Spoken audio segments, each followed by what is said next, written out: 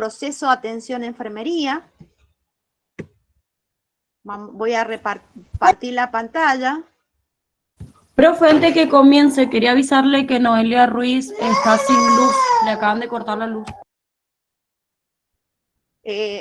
¿Quién? Noelia Ruiz, perdón, se le acaba de cortar la luz. Bueno, pero tiene el presente. Sí, lo alcanzó a dar. Bueno, mira, de todas maneras que pida, si no puede conectarse después, que pida todo lo que hemos visto hoy. Pues si no, después se hace... Sí, profe, nosotros se lo pasamos.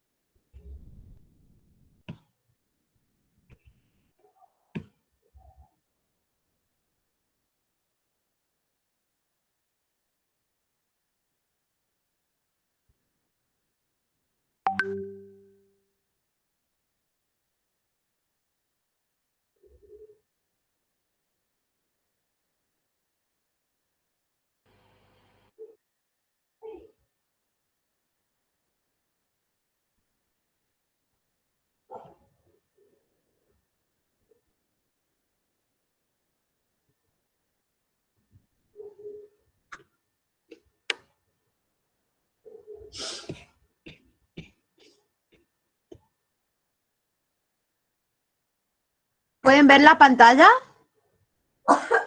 Sí, profe. Sí, profe. Sí, profe.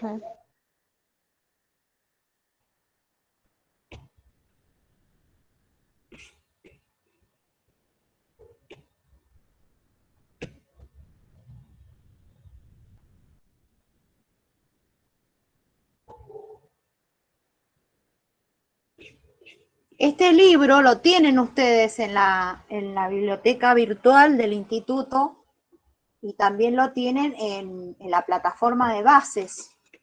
Es el libro de Ana Lucha López que nosotros habíamos estado trabajando al principio. Así que estos temas están al final. El tema de proceso de atención de enfermería está al final en la página aproximadamente 350, vamos a arriesgar. No recuerdo bien, pero... Ajá, 300... Antes está.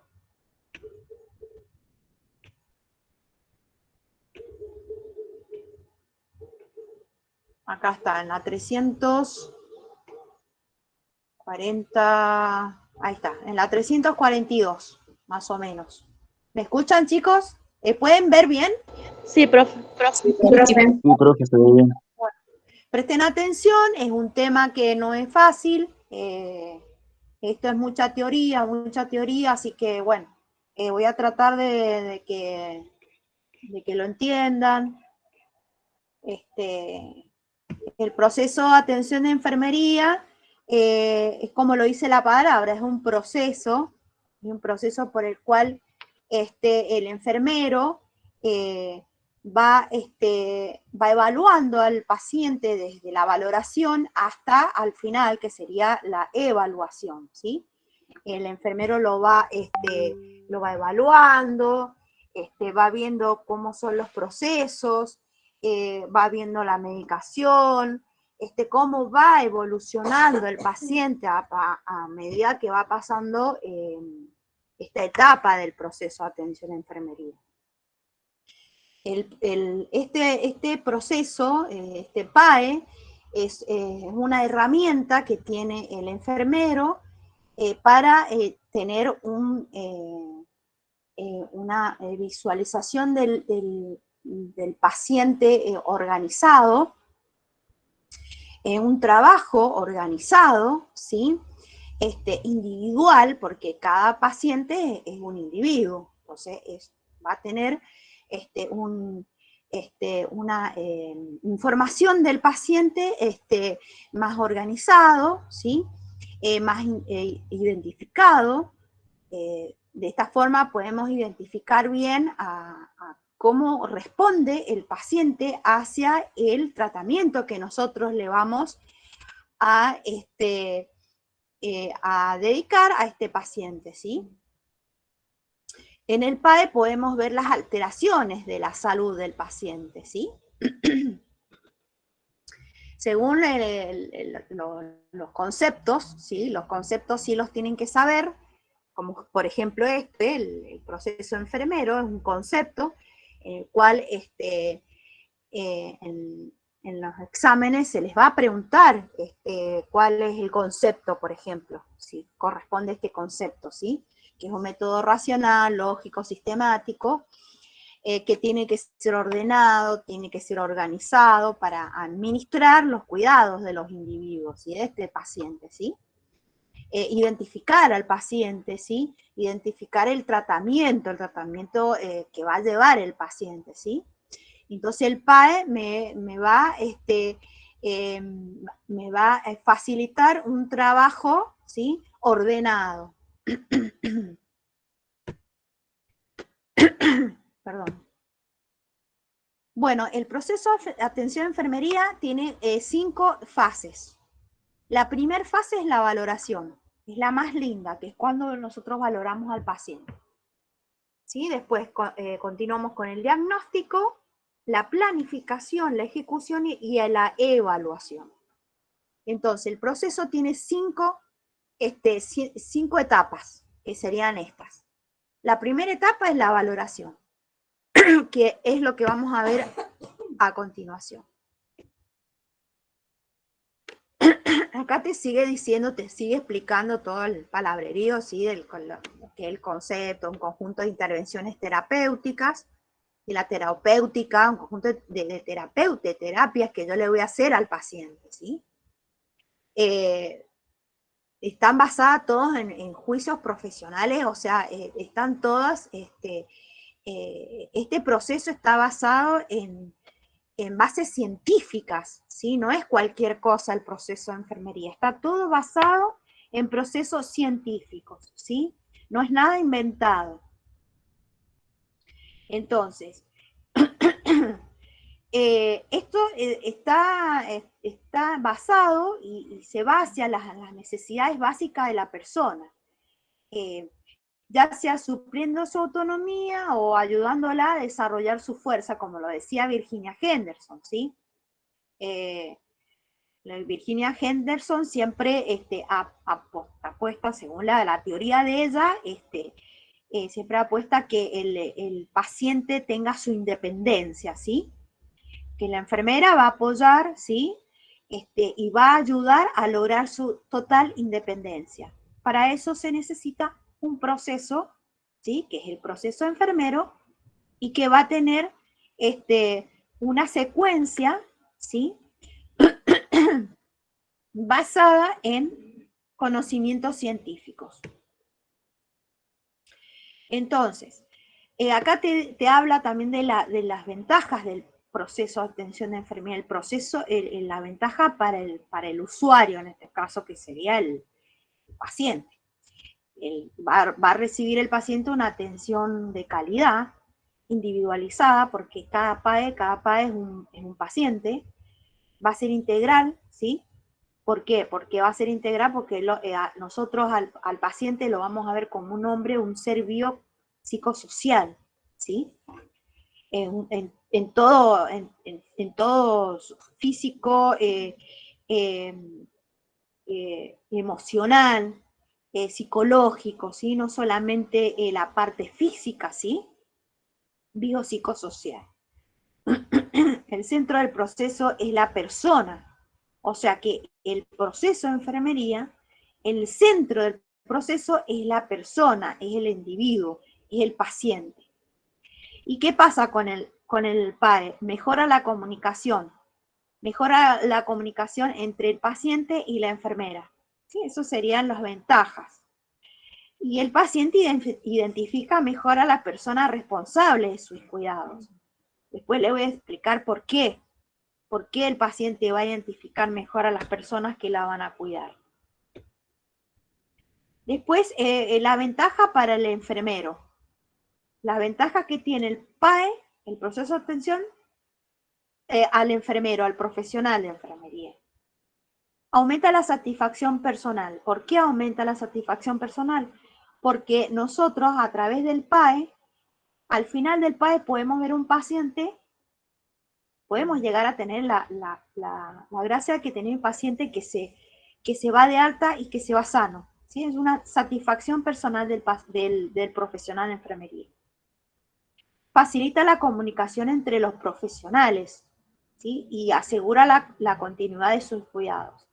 Facilita la comunicación entre los profesionales, los otros profesionales, ¿sí? Que habíamos visto al principio del año.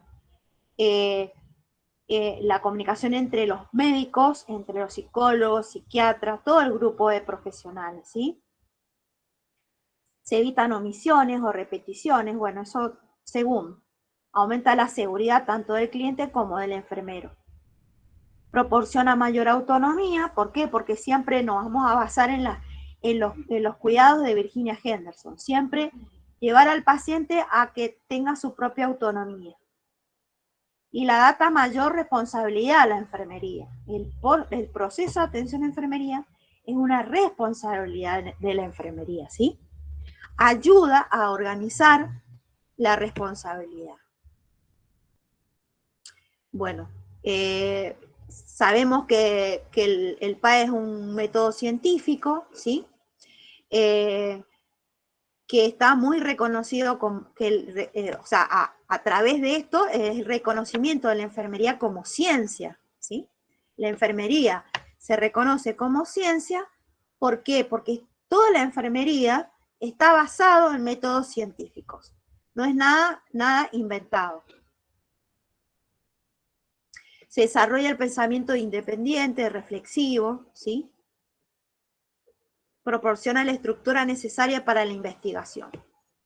Por ejemplo, si, a ver, tenemos un paciente que ingresa con un diagnóstico que nosotros no conocemos, que no lo conocemos al diagnóstico, es una enfermedad nueva. Entonces, ¿qué hacemos? Nos ponemos a investigar. Investigamos a ver de qué se trata esa patología, ¿sí? Para no tener un paciente NN, porque si no sabemos el diagnóstico del paciente, es un paciente NN para nosotros, ¿sí? Entonces tenemos que involucrarnos. Bien, todo esto nos habla de lo mismo, ¿sí? Esto lo pueden leer desde su casa. No les voy a leer todo yo porque no tiene sentido. Vamos a empezar con la etapa de la valoración, que sería la primera etapa del proceso de atención a enfermería. Valoración, es la parte más linda. La parte más linda porque es donde nosotros empezamos a tener la comunicación con el paciente, ¿sí? Suponte, vamos a hacer un supuesto de que a nosotros nos ingresa un paciente a la cama 64, por ejemplo, ¿no? El paciente puede venir caminando, porque si es un paciente quizás que viene a realizarse una cirugía planificada o programada, entonces puede venir caminando, o puede venir en silla de ruedas, o puede venir en una camilla. Entonces, tenemos que siempre estar preparados, ¿sí? Para recibir al paciente. Lo primero que vamos a recibir del camillero trae el paciente, lo primero que vamos a recibir es la historia clínica, ¿sí? Entonces nosotros, mientras acomodamos al paciente, ¿sí? Lo primero que hacemos es leer la historia clínica, empaparnos en qué le pasa al paciente, ¿sí? El diagnóstico, si trae una serie de analíticas, ¿sí? Si ha tenido rayos X, leer el diagnóstico que mandan de la guardia, el diagnóstico que hizo el médico, ¿sí? Eso es muy importante que nosotros lo sepamos. Para no ir directamente al choque con el paciente, ¿sí? Entonces nosotros, cuando vamos a entrevistar al paciente, tenemos que tener una idea de qué es lo que le pasa al paciente. Leemos la historia clínica y nos vamos empapando, ¿sí? Una vez que acomodamos al paciente, pudimos leer un poco la historia clínica, nos presentamos con el paciente, ¿sí? Porque el paciente es un ser humano, tenemos que tener comunicación. Presentamos, yo soy la enfermera Patricia Redes, la enfermera que la va a atender en el turno mañana, ¿sí?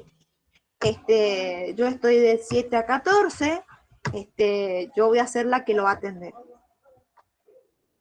Entonces, una vez que nos presentamos, le preguntamos, obviamente, si el paciente vemos que está orientado en tiempo y espacio, o sea, que si puede responder preguntas, si puede responder un cuestionario, ¿sí?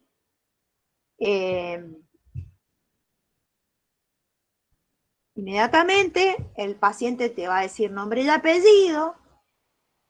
Ahora hay una seguridad del paciente, ¿sí? En cada institución hospitalaria se ha empleado un sistema en donde el paciente ingresa al hospital con una pulserita que tiene nombre y apellido y el número del afiliado, ¿sí? O el número de documento, para no cometer errores, porque se han cometido errores, no errores. Entonces, de esta forma cuidamos al paciente, ¿sí?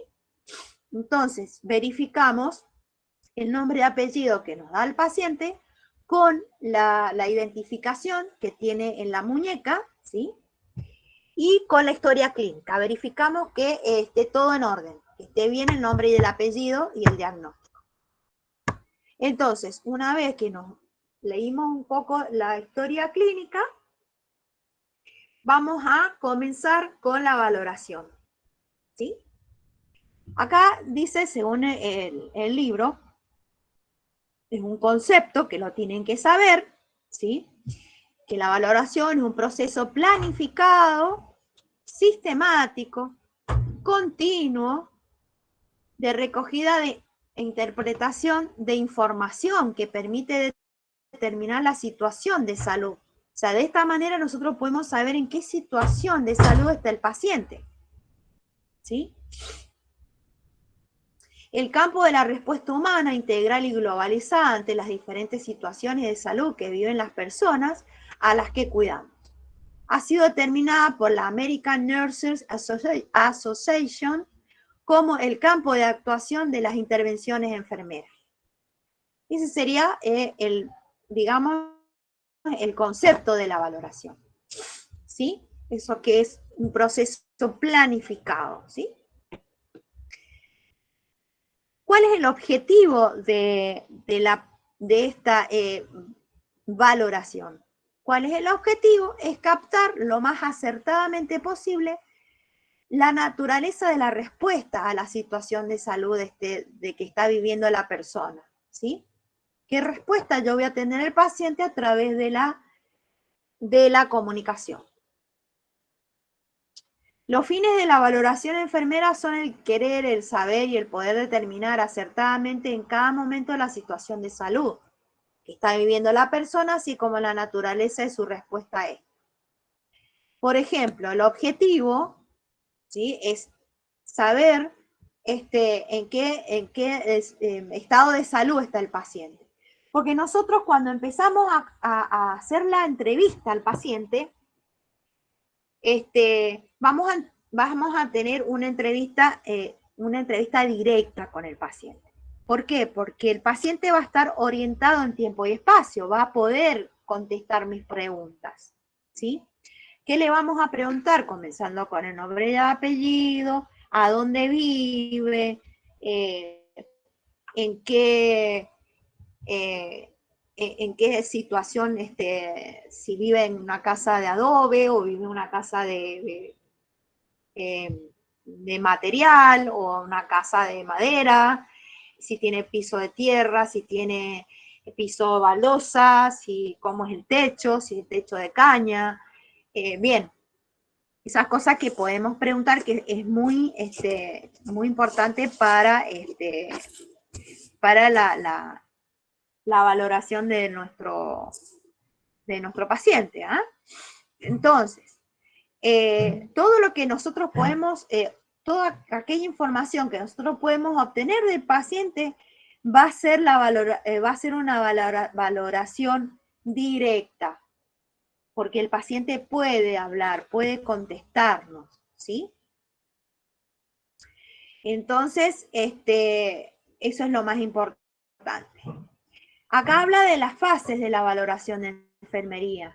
La primera fase te está hablando de la recogida de datos, la información que yo voy a obtener. La validación, y digamos que si son verdad esa valoración que yo voy a tener, esos datos que yo voy a tener del paciente.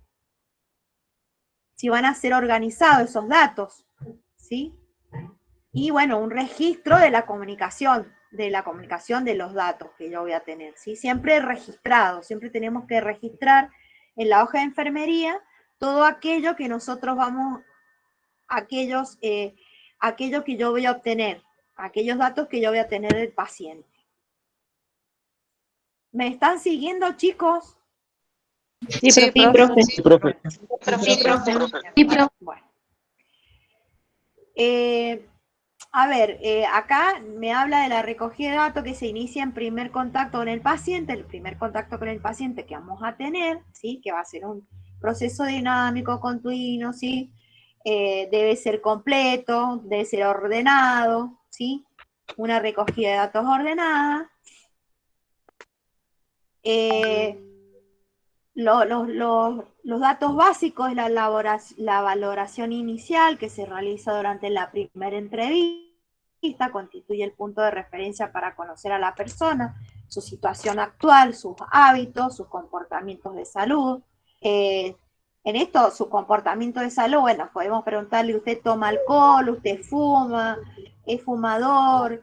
Si toma alcohol, ¿cuántos vasos al día? Qué hábitos tiene, si es vegetariano, si come carne, si es vegano. Estudié en la mañana y en la noche. Si es vegano. Hola, ¿sí? ¿Quién habla? Meli, apaga el micrófono. Si el paciente, como le decía recién, es vegetariano, carnívoro, si es vegano. Si tiene problemas digestivos, qué alimentos le puede dar una alergia, o qué medicación toma, ¿sí? Qué medicación toma, si tiene medicación psiquiátrica. En esos casos no le vamos a preguntar eso, por supuesto, si toma medicación psiquiátrica, sino nos vamos a basar en la historia clínica. Si la historia clínica que yo la leí antes de comenzar a hablar con el paciente me dice que el paciente es psiquiátrico, que toma medicación psiquiátrica, nosotros ya sabemos cómo tenemos que encarar al paciente. ¿Ah? Entonces, ¿qué vamos a hacer? Le vamos a preguntar, ¿qué medicación toma? Y tomo valproato de sodio, tomo fluoxetina, tomo, bien, hay un montón de medicamentos, peridona, el enfermero que ya tiene experiencia sabe de a qué se trata esa medicación, ¿me entiende? No hace falta que le pregunte usted si usted tiene problemas psiquiátricos, no, porque por ahí puede caer un poco chocante la pregunta, ¿me entienden? Entonces en eso hay que tener mucho cuidado. Entonces, bueno, ese es un punto muy importante que ustedes tienen que tener, ¿sí? Si hay una patología en donde el paciente puede llegar a sentirse incómodo, esa patología no se le pregunta, se lee en la historia clínica y después luego se pregunta qué medicación toma y cuál es la medicación que toma y si la trajo a la medicación o el hospital se la puede proveer. ¿Sí? Es muy importante. Llévatela, azúcar, llévatela. Eso es muy importante saber qué medicación toma el paciente. Si el paciente es hipertenso, si el paciente es diabético, todas esas preguntas que que nos pueden llegar a ser muy útiles en el proceso en el proceso del tratamiento del paciente. ¿Ah? Entonces, La medicación es muy importante, chicos, muy importante. Si es alérgico a alguna medicación también, puede ser alérgico a algún antibiótico, puede ser alérgico a la dipirona. Siempre se pregunta si es alérgico a algo al paciente, ¿sí? Siempre. Bien.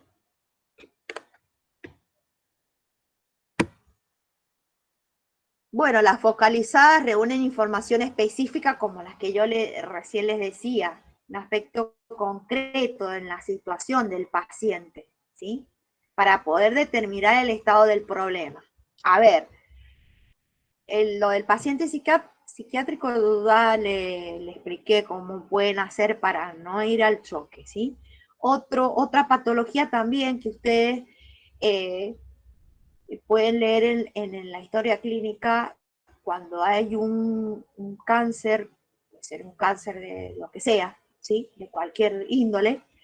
Entonces es muy chocante quizás a lo mejor el paciente de decirlo qué patología tiene, ¿me entienden? O capaz que el paciente no sabe, piensa, ¿qué te va?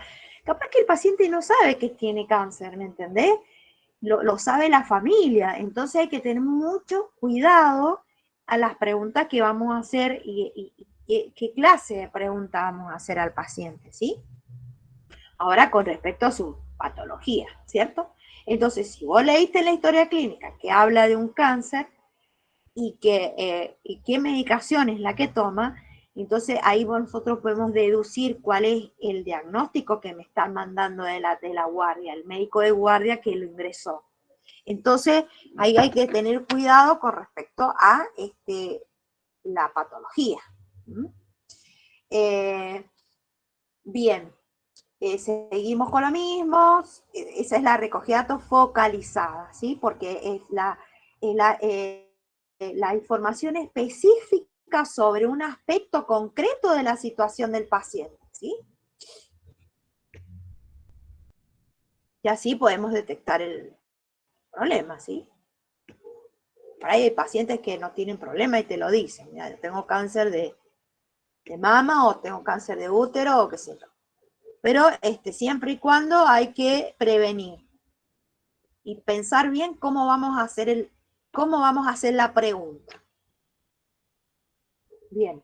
Ahora vamos a hablar de los tipos de datos. Dentro de la valoración, ¿qué tipos de datos yo voy a obtener del paciente? Hay dos tipos de datos, los datos objetivos y los datos subjetivos. A ver si hay alguien que me pueda soplar cuáles serían los datos objetivos. Algunos de ustedes que sepan Profe, qué es lo buenas que se tardes. trata. Los datos objetivos Buenas tardes. es lo que el paciente manifiesta, y lo subjetivo es lo que el enfermero puede visualizar, diagnosticar. Más o menos, no está tan. Los subjetivos ¿Quién son otro, los que... alguien más que pueda aportar algo? ¿Alguien más que pueda aportar? Los objetivos puede ser su nombre, lo más directo, digamos.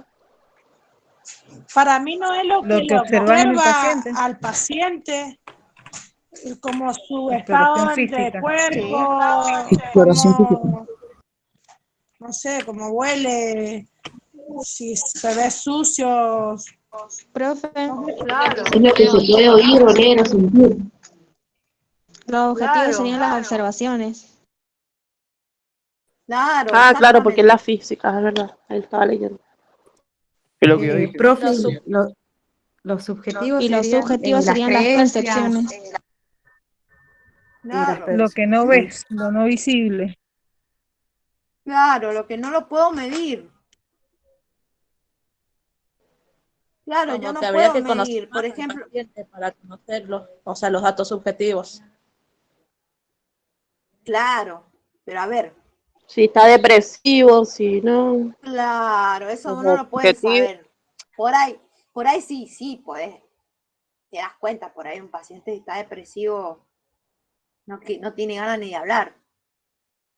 O vos te das cuenta, o sea, cuando ya llevas unos añitos de enfermería, te das cuenta cuando un paciente tiene problemas de emocionales, ¿me entendés? Emocionales y siente con cáncer que Incluso hasta ya... con la mirada, y dicen que muchos se dan cuenta hasta por la forma de vestir de la persona cuando es depresiva. Claro, Sí. cómo se viste, cómo Por la higiene de la que persona. no se arregla, ¿me entendés? Claro, es como un paciente que está dejado, ¿sí? Dejado físicamente. Incluso hasta por las marcas que puede llegar a tener en el cuerpo, de intentos de También, suicidio, cosas así, ha pasado. claro, automutilaciones, sí, exacto. En este caso, paciente depresivo, bueno, como decíamos recién, que un paciente que está desalineado, que no tiene ganas de arreglarse, que tiene la autoestima muy disminuida. ¿Mm? Entonces, si vamos primero a los objetivos. Los datos y evidencias observables, medibles, cuantificables, contrastables por el profesional mediante la observación y la exploración física, que se ¿Sería pueden como ver, oír, examen oler, físico, profe? el examen físico. Por ejemplo, la tensión arterial, pues yo puedo medir la tensión arterial, ¿sí? La puedo medir, la puedo observar, la puedo cuantificar, ¿sí? Puedo constatar que el paciente tiene presión arterial alta, en este caso, por ejemplo. La temperatura, la puedo medir. La oximetría, puedo medir la oximetría del paciente. La frecuencia cardíaca, la puedo medir, la puedo sentir, la puedo palpar a la frecuencia con el dedo índice en la arteria radial, ¿sí? La frecuencia respiratoria la puedo ver cómo se eleva el tórax del paciente, ¿sí? Puedo sentir cómo respira, ¿me entiendes? Todos esos son datos objetivos que yo puedo verlo, sentir, oírlo y puedo medirlo. Esos son los objetivos. El color de la piel, el color de la orina, el olor de la orina, el olor de un pañal que está sucio, por ejemplo, ¿sí? De las heces, el olor a la melena, el olor a la hemorragia, el olor a la sangre. Nosotros con solo sentir el olor ya sabemos que el paciente está mal, ¿sí? Entonces, esos datos son objetivos. ¿Qué más? Ver las escaras, si tiene escaras el paciente. Eso es un dato objetivo, pues yo lo estoy mirando, lo estoy viendo. Entonces, ¿cuál sería entonces? Los subjetivos, como hablamos recién, son los sentimientos que si el paciente no me lo dice, yo no lo puedo saber. Lo puedo llegar a adivinar, lo puedo llegar puedo hacer un supuesto de que la paciente está deprimida. Puedo Sería una suponerlo, anamnesis. pero no lo puedo medir. Yo no puedo medir cuántos sentimientos tiene. Yo no puedo medir la opinión que tenga de algo. Yo no puedo los valores que el paciente tenga, la creencia, si creen en alguna religión, no lo puedo saber hasta que no lo entrevisto, que él no me lo diga, ¿sí? Las emociones acá también, pues me siento triste, me siento mal. Las emociones no las podemos ver, no las podemos medir, tenemos que esperar que el paciente nos diga cuál es su emoción. Entonces, esos serían los datos subjetivos. En otros años se han confundido muchos chicos se confunden con los datos objetivos y de los subjetivos. ¿Me entiendes? Entonces eso lo tienen que tener bien en cuenta. Estas son hechos o ideas expresadas por la persona y de difícil contrastación, que nosotros no, es difícil que nosotros nos demos cuenta. Quizás a una persona depresiva sí, pero lo demás no. El dolor, por ejemplo, el dolor también es subjetivo. ¿Por qué? Porque nosotros, el paciente, si no le preguntamos, ¿tiene dolor? O si el paciente le toca una zona y grita, podemos saber que tiene dolor, pero si él no nos dice, ay, me duele la panza, bueno, si te duele la panza, a ver, del 1 al 10, ¿cuánto te duele? Y me duele 5, 6, 10. Eso es lo único que podríamos medir, que es el dolor, ¿sí? Pero también sería un dato subjetivo, porque si él no nos dice, no lo vamos a saber. Entonces, eso está claro, ¿no es cierto? ¿Lo entendieron a eso? Sí, profe.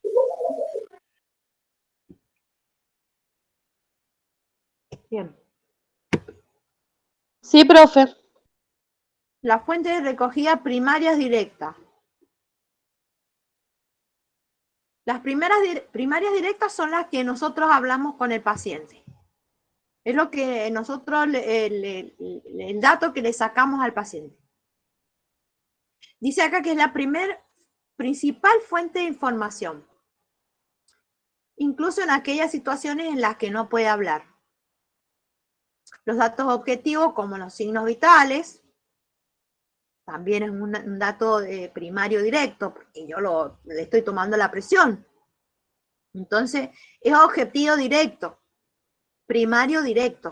Signos vitales, la coloración de la piel, solamente se pueden obtener del paciente, así como la mayoría de la información subjetiva.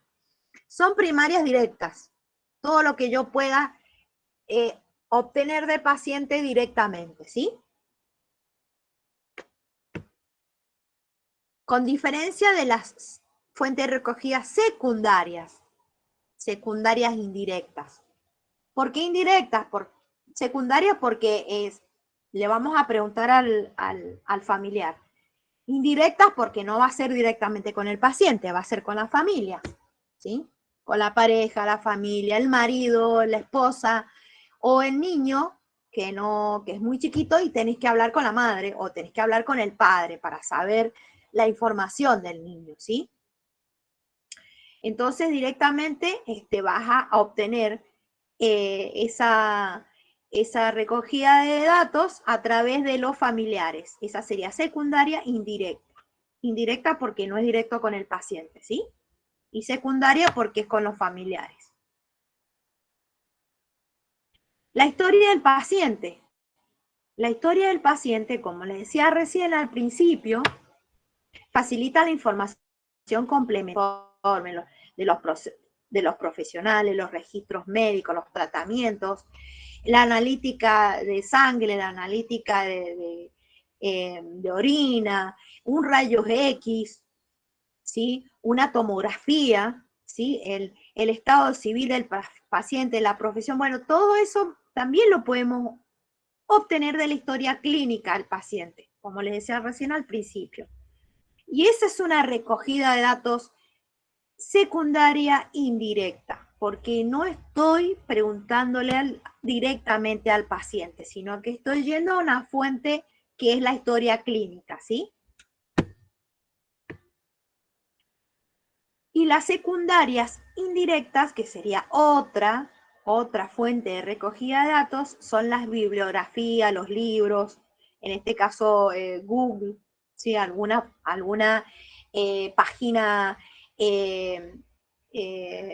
que sea legible, ¿sí? Que sea viable de Google, ¿sí? De alguna patología que nosotros leamos en la historia clínica del paciente y no sepamos de qué se trata esa patología nueva que apareció, cuando apareció el ELA, por ejemplo, que no se sabía qué lo que era el ELA. Entonces, investigabas vos, te metes a tu bibliografía, a tu plataforma, y investigas a ver de qué se trata la enfermedad que trae el paciente. Entonces, esas serían las fuentes de recogida secundarias, indirectas, ¿sí? todo aquello que nosotros recojamos que no sea directo con el paciente es indirecto. Bueno, acá te habla de la observación, que es un proceso deliberado, que incluye la atención voluntaria y la inteligencia ordenada, qué sé yo, todo lo que hace el enfermero. Acá dice que enfermería es una actividad esencial para descubrir los cambios físicos y emocionales del cliente, diferenciar lo importante de lo superfluo, o sea, lo importante de lo que no es importante, ¿sí? Acá me habla de los métodos o técnicas de recogida de información, ¿sí? Vamos a los datos, los objetivos. La observación directa, que es objetivo, ¿sí? La observación directa, aquella que no requiere el uso de instrumentos. ¿Cuál sería entonces para ustedes la observación directa? Sin la necesidad de instrumentos. La visual. Claro, exacto. El Ahí pulso. yo solamente, claro, cuando vos tomás el pulso con el índice en la arteria radial, no lo haces Claro. con instrumento, lo haces con tus manos. Claro. ¿Entendés? Entonces esa es una observación directa. La Con el observación tacto. indirecta requiere el uso de instrumentos. Claro, la indirecta requiere el uso de instrumentos. Por ejemplo, ¿cuál? Termómetro, El Para termómetro, observar. profe. Claro, Auscultación, profe. claro, todo el estetoscopio, el tensiómetro, el termómetro, el oxímetro, ¿sí? Todo aquello que yo necesito para observar al paciente. Profe, indirecta puede Dice acá ser que la también cuando observación se realiza a través, sí, puede ser cuando le toco la frente a un paciente y noto que tiene temperatura. ¿Es indirecta? claro, esa es directa, es una observación directa, porque vos no utilizas nada, ningún instrumento, no, ni siquiera tomaste la temperatura, pero te diste cuenta que el paciente está hirviendo. Notaste la diferencia de la piel tuya a la piel de él, el calor de la piel del paciente. Por ejemplo, a mí me pasó el otro día, o sea, vos cuando ya tenés una experiencia con los pacientes, me pasó que le fui a curar una vía central a un paciente y lo toqué y dije, este paciente vuela de fiebre. Porque al lado de mí, de la temperatura de mi piel, había mucha diferencia. Entonces, ante la duda, le puse el termómetro y obviamente me dio 38,6. El paciente estaba febril. Así que bueno, ese es un instrumento de observación directa. Bueno, y la observación indirecta sería con el uso de instrumentos. Todo lo que sea indirecto es porque todo lo que es indirecto, una observación indirecta, es todo aquello que yo necesito un instrumento para poder valorizar al paciente. La observación se realiza a través de los sentidos. Por ejemplo, el sentido del tacto, como decía la compañera recién. Tocas al paciente y te das cuenta que está hirviendo, y va y le toma la temperatura y resulta que tiene fiebre. La vista, las características físicas del estado por ejemplo, siempre de cefalocaudal, ¿sí? Si está Siempre pálido, cefalocaudal. sudoroso. Claro, exactamente. Si el pelo lo tiene limpio, si lo tiene quebrajeado, si tiene todos los dientes, si tiene caries, ¿sí? Si él tiene un ojo con el párpado caído y el otro no, la coloración de la piel, que puede estar amarillo, puede estar cianótico, si le cuesta para hablar, ¿sí? Si tiene lesiones cutáneas, escaras, lesiones, quemaduras, Edemas, cicatrices, bueno, cicatrices que ya están cerradas, bueno, puede ser importante. Pero los edemas son muy importantes. Vos a través de un edema podés saber qué patología puede estar teniendo el paciente, o puede estar reteniendo líquido por un problema de riñones, o puede tener problemas cardíacos. Si tiene edema, sobre todo en los miembros inferiores, en los pies, ¿sí? En los pies, si están edematizados y te das cuenta, este paciente debe ser cardíaco, tener un problema de cardíaco. Después, en los oídos, a través del oído, cómo podemos observar a través de la tensión arterial, le tomamos la presión, escuchamos los latidos. La tos del paciente, como el mío. Si el paciente llora, si la tos es productiva o no, ¿sí? Si el paciente llora o suspira, bueno, si el paciente no se puede expresar, también no podemos saber, ¿sí? Los ruidos respiratorios, pueden ser los ruidos respiratorios, si el paciente tiene runcus o si tiene líquido en los pulmones, lo podemos oír a través del estetoscopio. Los ruidos intestinales, y nosotros normalmente tenemos ruidos intestinales, ¿sí? Ya es normal tener ruidos intestinales. Lo que no es normal es no tener ruidos intestinales, ¿sí? Porque puede haber una obstrucción.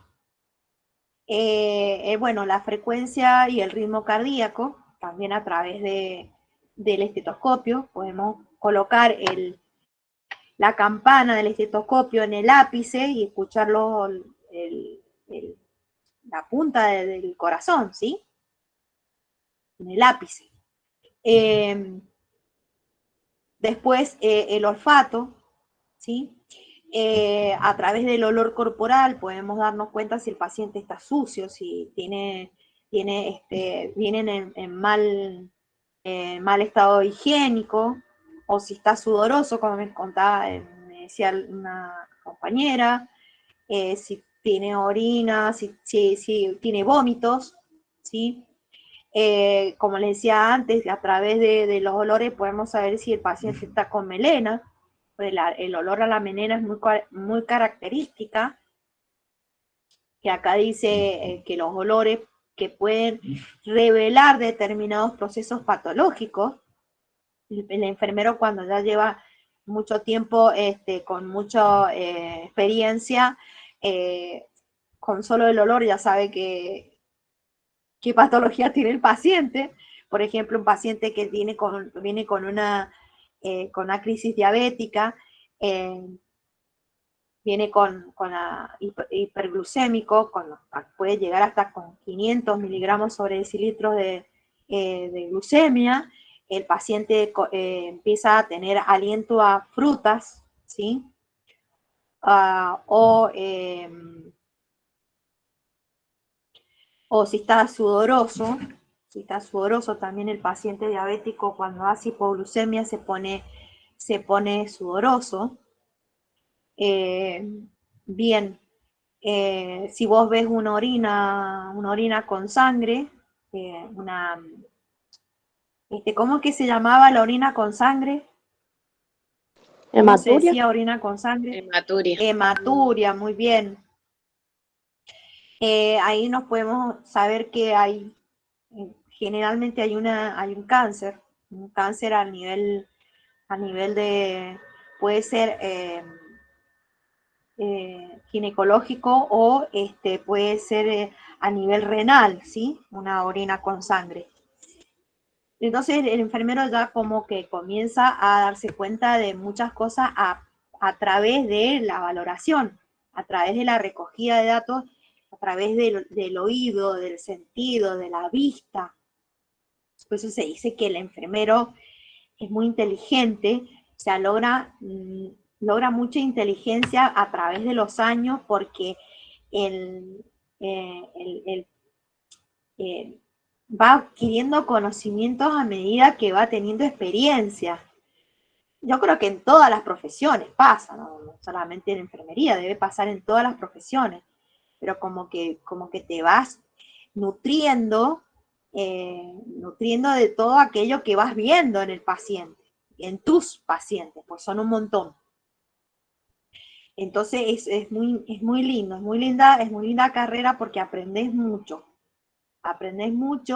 a conocer al paciente, a conocer a tu par, ¿sí?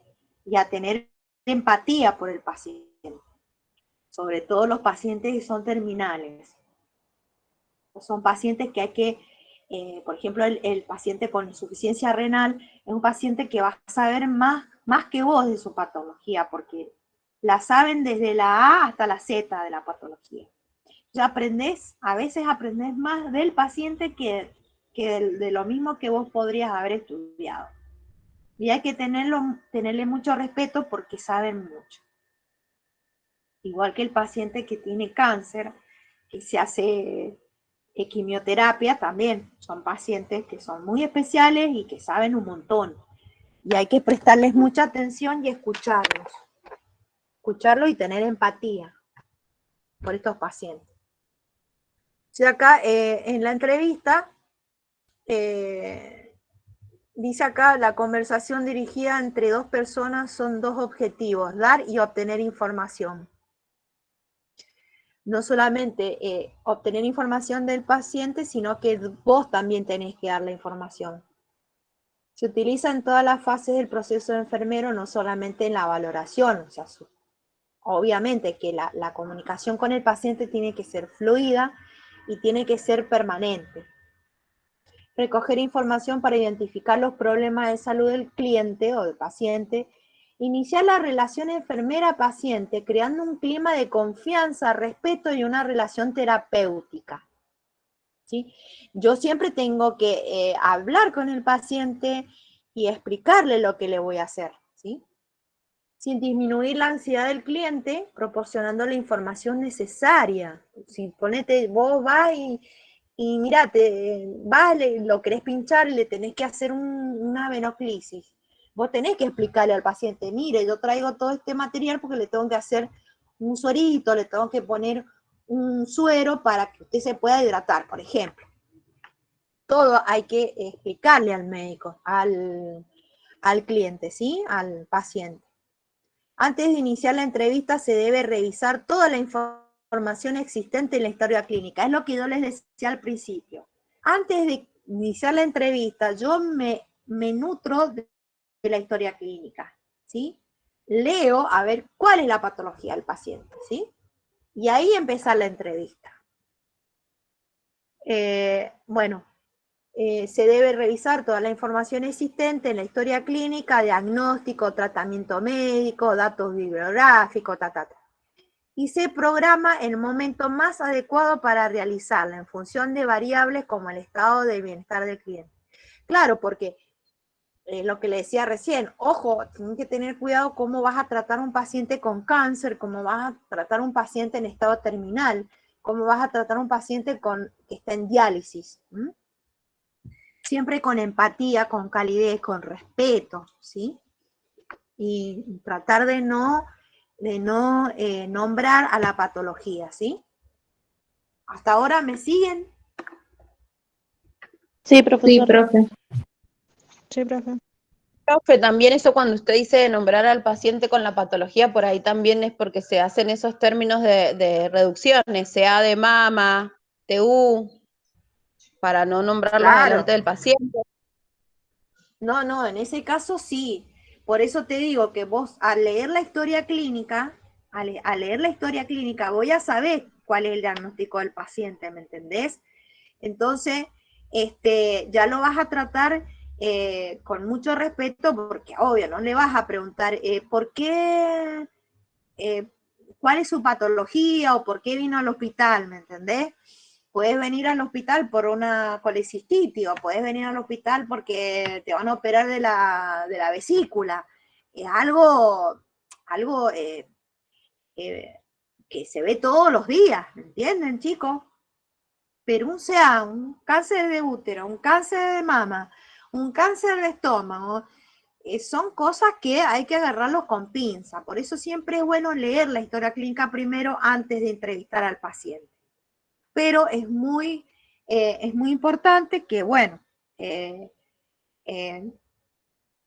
verifiquemos bien el nombre, apellido, verifiquemos si tiene alguna identificación en la mano, empecemos a preguntarles de su familia, cómo está constituida su familia, si tiene hijos, si tiene esposa, si vive solo, en qué condiciones vive el paciente, ¿sí? Es muy importante saberlo, ¿eh? Y bueno, y ahí comenzamos con, una vez que hacemos la entrevista y porque sabemos que el paciente es terminal o tiene una enfermedad terminal,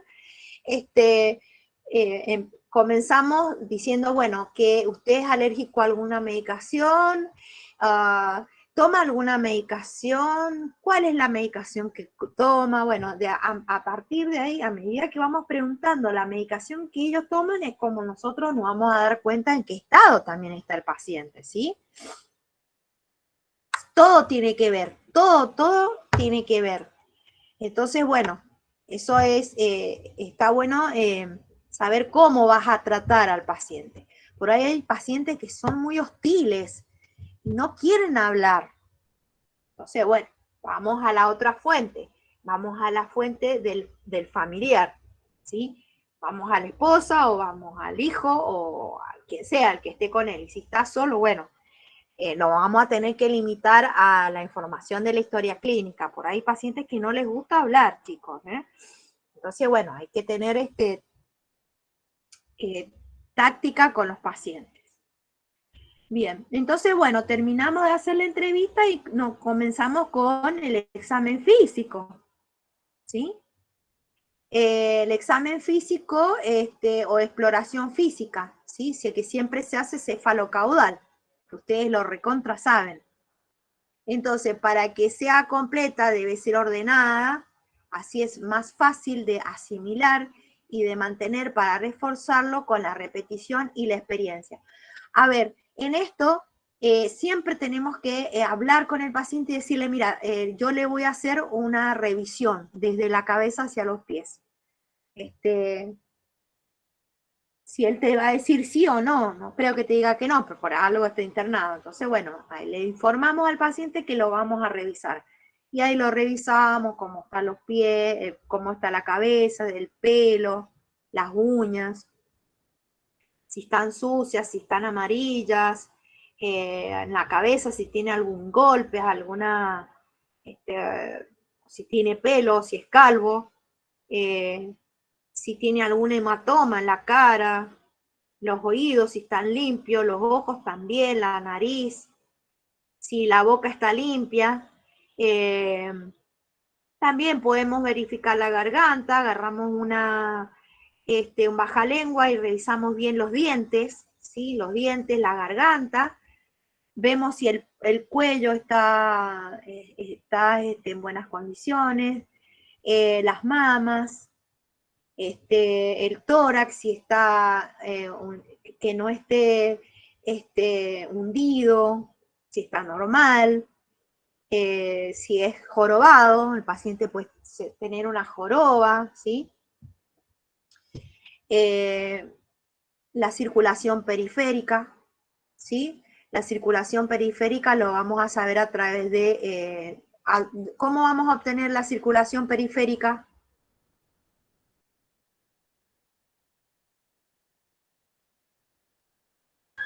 Midiéndola, profe.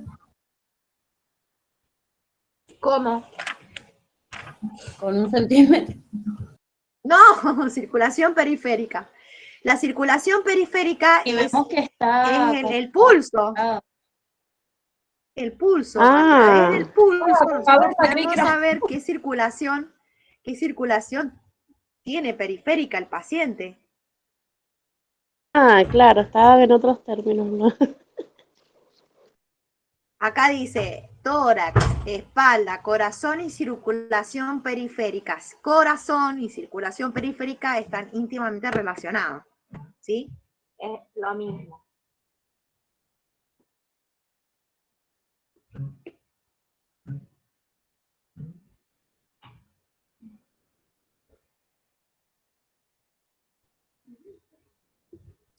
Bien, ahora saben lo que es circulación periférica. Bueno, después tenemos las extremidades superiores, bueno, el abdomen, el ano, el recto, los genitales, ¿sí? Y bueno, en caso de ver los genitales, si el paciente está orientado y sabe, nos contesta bien, que se yo, preguntarle, ¿sí? Si va al baño, cuántas veces va al baño, si según la orina, las veces que vaya al baño a orinar. Eso también es un examen físico, ¿sí? No, le preguntamos primero al paciente. Después, el examen físico, exploración física por aparatos y sistemas corporales. Por ejemplo, el examen físico a través de los ruidos respiratorios. Por ejemplo, la frecuencia cardíaca.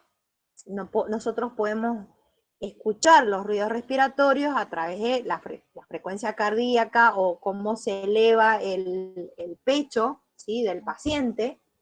Si tiene un ritmo normal o tiene un ritmo rápido. Si tiene un ritmo rápido, si tiene una frecuencia respiratoria alta, si está taquipneico, puede tener, si el paciente está taquipneico, ¿cómo sería el movimiento del tórax? A ver si alguien me puede contar eso. Más rápido.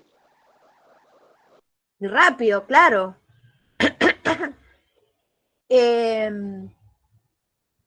El ritmo, la simetría y la profundidad del tórax, como yo les decía recién, que si tiene el tórax hundido o lo tiene en forma de pecho de paloma, ¿sí?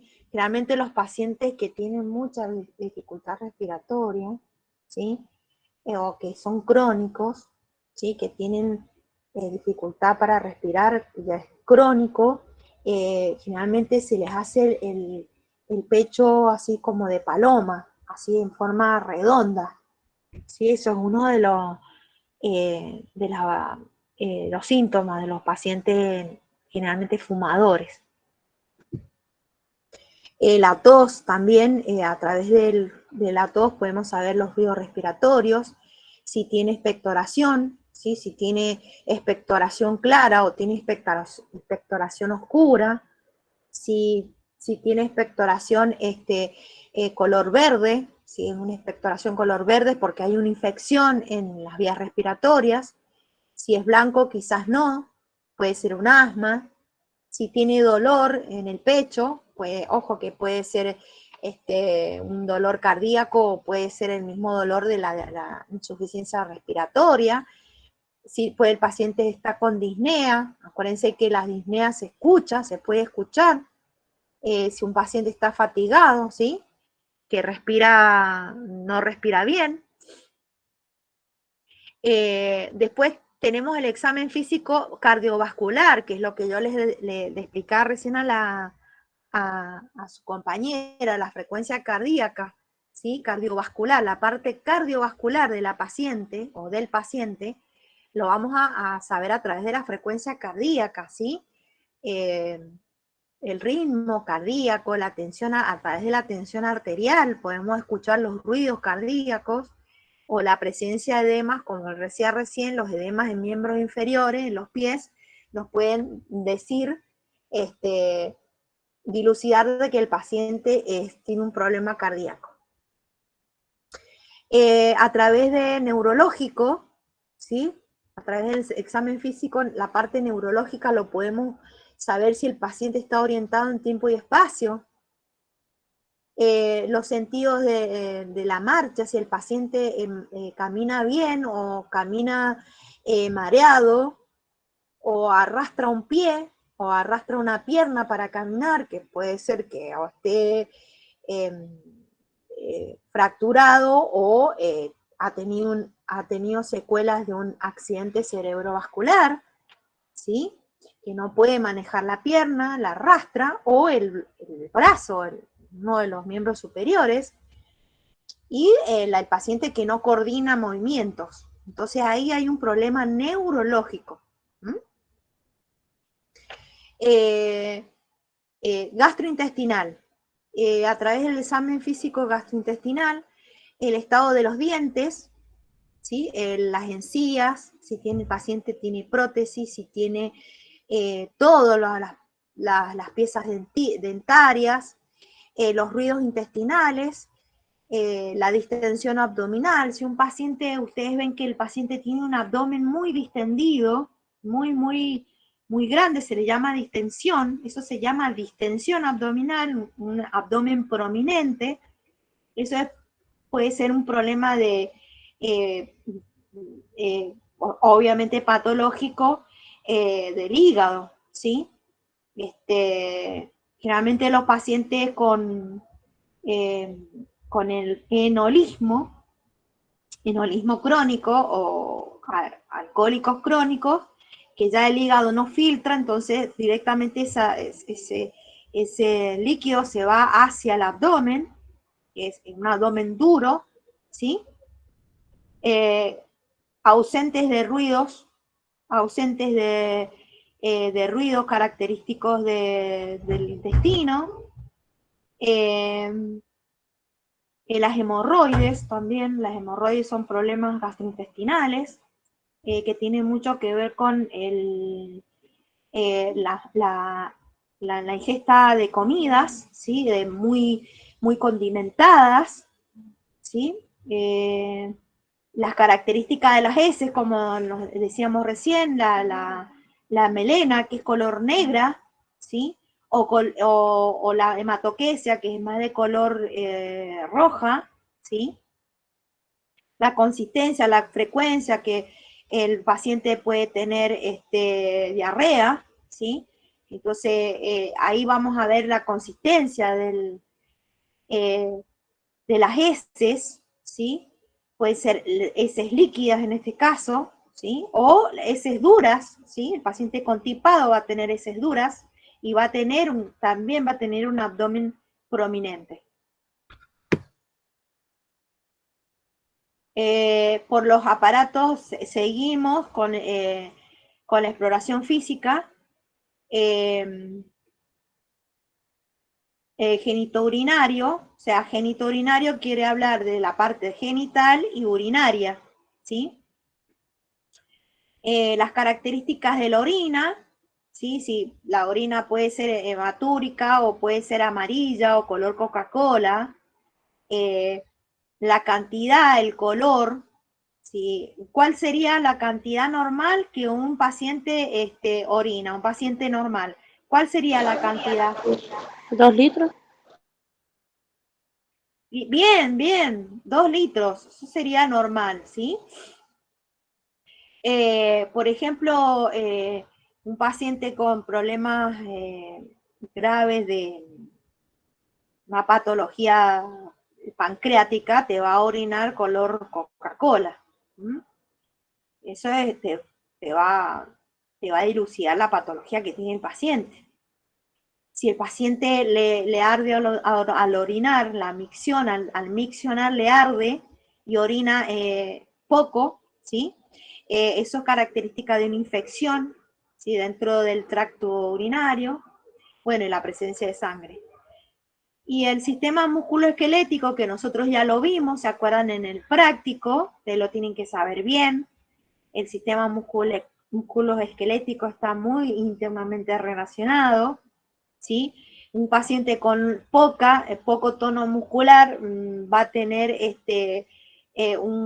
una marcha difícil, forzada, ¿sí? Porque ya pierde masa muscular. Por ejemplo, los gerontes, los pacientes que son muy grandes, van a tener más inmovilidad porque van perdiendo fuerza muscular. Y también van perdiendo calcio en los huesos, ¿sí? Entonces va a doler, les va a doler al movimiento, se va perdiendo, ese es el sistema musculoesquelético. Generalmente el paciente inmovilizado, que tiene rigidez, ¿sí?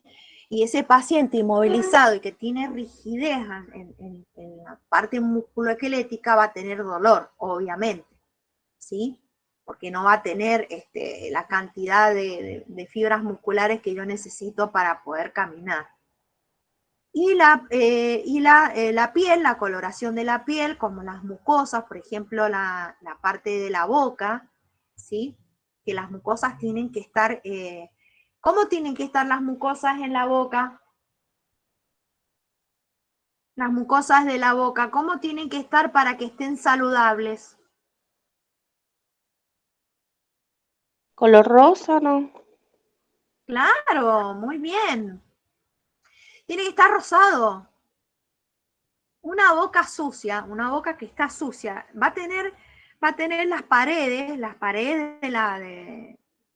adentro de la boca, las paredes, ¿sí? Las va a tener blancas, o las va a tener secas, y las va a tener secas, o sea, no va a tener humedad.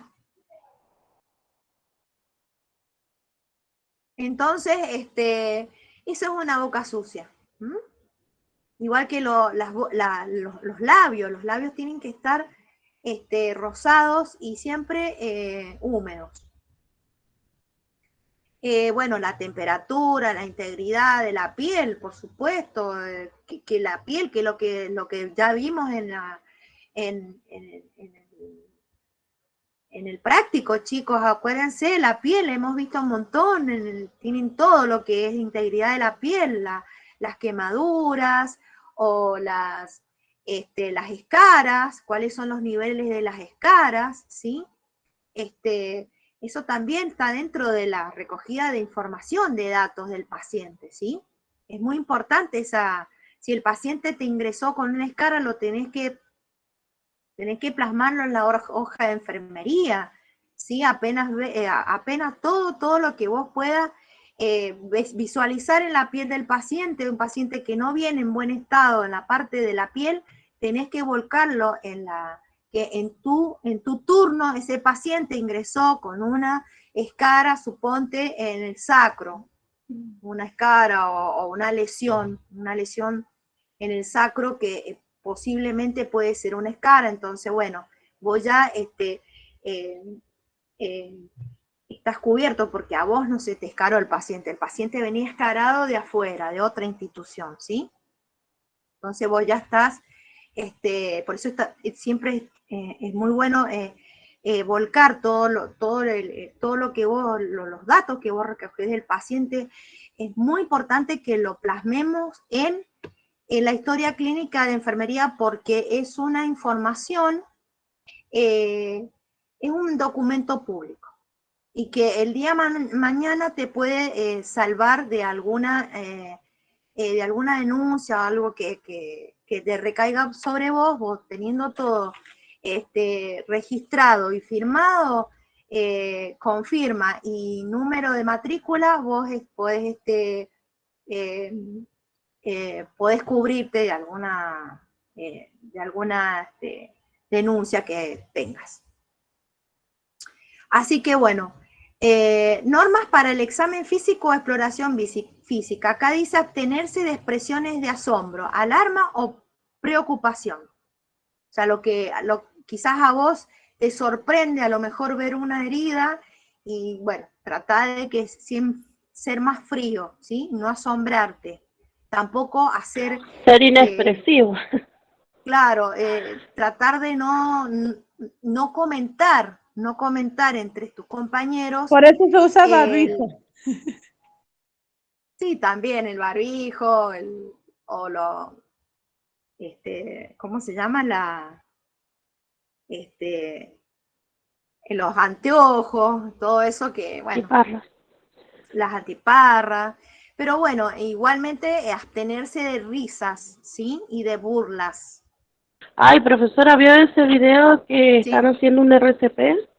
Sí. Y se estaba Fue riendo. bastante Dios feo. mío. Sí, horrible. horrible. Así que bueno, hay que abstenerse a todo eso, ¿sí? No hay que hablar, no hay que comentar la patología del paciente, porque por ahí el paciente está vigil, no habla, vos quizás crees que está desorientado en tiempo y espacio, pero te escucha. El paciente te escucha. En la terapia, generalmente cuando los pacientes están intubados, vos crees que están durmiendo, pero están despiertos y te escuchan. Entonces hay que tener mucho cuidado con eso, ¿sí? Hay que tener mucha empatía con el paciente y no hablar cosas que no corresponden, ¿sí? Sí, lo hablamos lo A mí me hablamos en el pasó servicio de eso, enfermería. Claro, ¿cómo? que a mí me operaron de la vesícula y, por ejemplo, y el médico del Hospital Español, el cirujano Bertona, lo estaba insultando el anestesista y le decía que era un inhumano, por cómo no sé cómo me tuvo que haber tratado a mí en la operación, y le decía que era un inhumano, que era una porquería, y después él le dijo a él que aprenda a hacer su trabajo. Entre los dos se insultaron y yo lo único que hice fue agarrar, salí ese día del hospital porque fue ambulatorio y después pedí con otro médico hacerme una ecografía para controlar si me habían operado bien. Pero entre los dos médicos, entre Bertona y el jefe de anestesia, el anestesista, Wow. se insultaban. Se escucha ¿Y eso todo. en qué institución fue? En el Hospital Español. No, mira vos. Y sí, Sí, pasa eso, ahí. por eso. Sí, sí, se No. escucha todo. Te enterás de todo. Igual ellos piensan que en el quirófano por ahí no escuchás, pero sí, yo escuché todo. Claro, Yo me quedé re claro, claro. preocupada. Yo dije, ay, me habrá operado bien. ¿Por qué le dijo así? Pero sí me operó bien. Vaya a saber, ¿ah? Ujú, vaya a saber qué pasó. Qué feo, ¿ah? Pues te sentí que vos estuviste ahí, o sea, eras el paciente. Claro, era la paciente y Qué feo. escucharlo. Sí. Bueno, ¿qué hora es? ¿Hasta qué hora? Ajá, ya terminamos, chicos, ¿ah? Sí, profe. Ya estamos terminando. Bueno, hasta acá llegamos. Acuérdense, el viernes que viene tenemos el recuperatorio. Aquellos que rinden y los que no rinden entran unos 45 minutos más tarde, ¿ah? Bueno, profesora. Bueno, profe. Bueno, profe. Bueno, profe. Bueno, nos vemos entonces la semana que viene. Bueno, profe, chao. Chao, profe. Chao, profe.